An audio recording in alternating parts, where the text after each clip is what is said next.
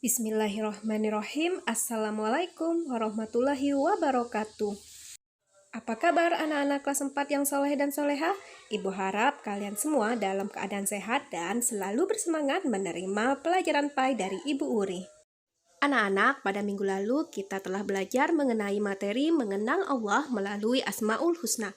Nah, pada kesempatan kali ini Ibu Uri akan menjelaskan materi mengenai beriman kepada Rasul Allah. Simak sampai selesai ya penjelasan dari Ibu. Baiklah anak-anak, sebelum belajar mari kita baca doa terlebih dahulu. Bismillahirrahmanirrahim. Raditu billahi robba wa bil islami dina wa bi muhammadin nabiyya wa rasulah. Rabbi zidni ilman warzuqni fahma. Amin ya robbal alamin.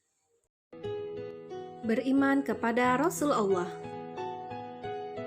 Anak-anak yang soleh dan soleha, iman kepada Nabi dan Rasul merupakan rukun iman yang keempat.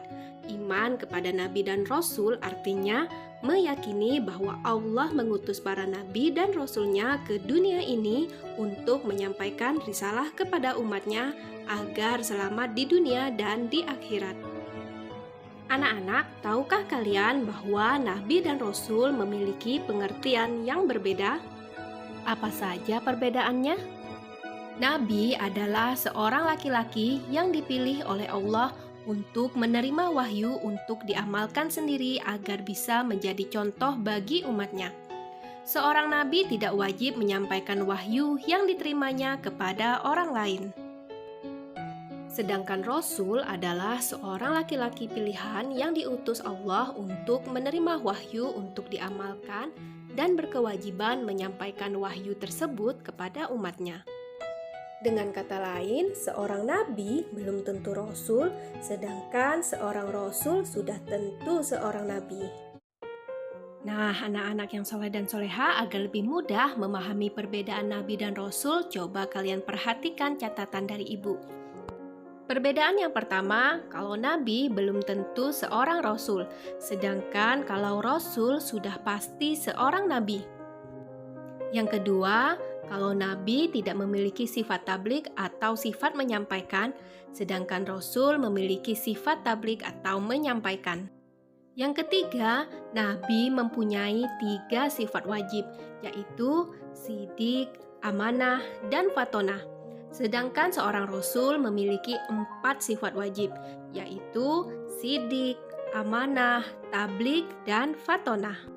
Kemudian perbedaan yang keempat, Nabi tidak ada umatnya sedangkan Rasul ada umatnya. Tugas Rasul. Setiap Nabi atau Rasul yang diutus oleh Allah Subhanahu wa Ta'ala memiliki tugas. Tugasnya adalah sebagai berikut. Yang pertama, mengajak kaumnya untuk menyembah hanya kepada Allah Subhanahu wa Ta'ala dan melarang perbuatan syirik. Kedua, mengabarkan adanya surga dan neraka. Ketiga, menyuruh kaumnya agar meninggalkan perbuatan dosa. Dan yang keempat, menyuruh kaumnya untuk beramal soleh. Dan yang terakhir, mengajarkan akhlak terpuji dan meninggalkan akhlak tercela. Nama-nama para nabi dan rasul. Jumlah nabi dan rasul sebenarnya sangat banyak, bahkan mencapai ribuan. Tetapi yang wajib kita ketahui namanya ada 25. Semua nabi dan rasul diutus untuk umat tertentu, kecuali Nabi Muhammad SAW yang diutus untuk seluruh umat manusia dan alam semesta serta sebagai penutup para nabi dan rasul atau khatamul anbiya, yang artinya tidak ada lagi nabi dan rasul setelah Nabi Muhammad SAW.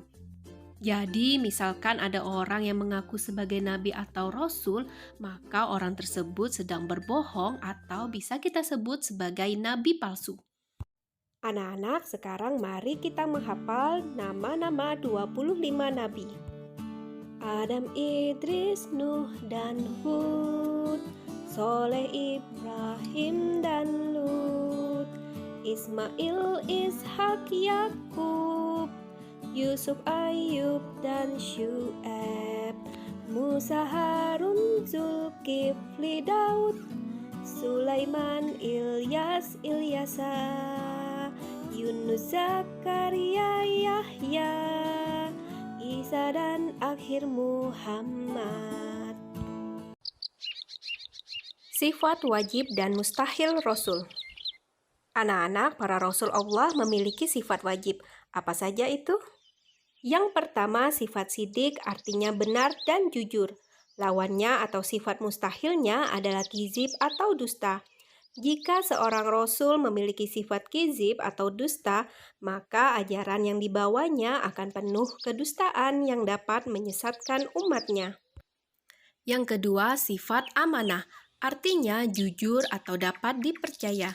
Sedangkan lawannya atau sifat mustahilnya adalah khianat atau penipu. Jika seorang Rasul memiliki sifat penipu, maka tentu umatnya akan menjadi penipu pula.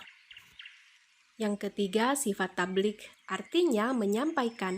Sedangkan lawannya atau sifat mustahilnya adalah kitman atau menyembunyikan. Jika seorang Rasul memiliki sifat kitman, tentu saja risalah yang diberikan Allah tidak akan sampai sepenuhnya kepada umatnya. Yang terakhir, sifat fatonah, artinya cerdas atau pandai. Lawan atau sifat mustahilnya adalah baladoh atau bodoh. Tugas seorang Rasul sangat berat, maka menjadi Rasul harus orang yang cerdas, cakap, pandai, dan tanggap terhadap keadaan di sekitarnya. Seorang Rasul harus pandai berdialog dan berdiplomasi sesuai dengan petunjuk wahyu yang diterimanya. Tanda-tanda beriman kepada Rasul Allah. Anak-anak, sikap kita jika kita memang beriman kepada Rasul Allah, maka kita harus memiliki sifat-sifat sebagai berikut. Yang pertama, selalu berbuat jujur dan benar. Yang kedua, selalu dapat dipercaya oleh siapapun. Yang ketiga, selalu menyampaikan kebaikan di mana saja dan kapan saja. Dan yang terakhir, memiliki sifat cerdas. Sifat cerdas ini bisa kita tumbuhkan dengan cara selalu bersemangat belajar dan tidak mudah menyerah dalam mendapatkan ilmu.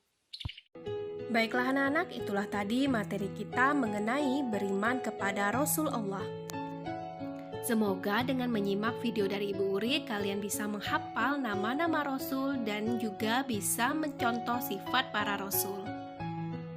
Baiklah anak-anak, untuk mengakhiri pelajaran kita hari ini, marilah bersama-sama kita melafazkan hamdalah. Alhamdulillahirrabbilalamin. Akhir kata Ibu ucapkan wassalamualaikum warahmatullahi wabarakatuh. Terima kasih dan sampai jumpa.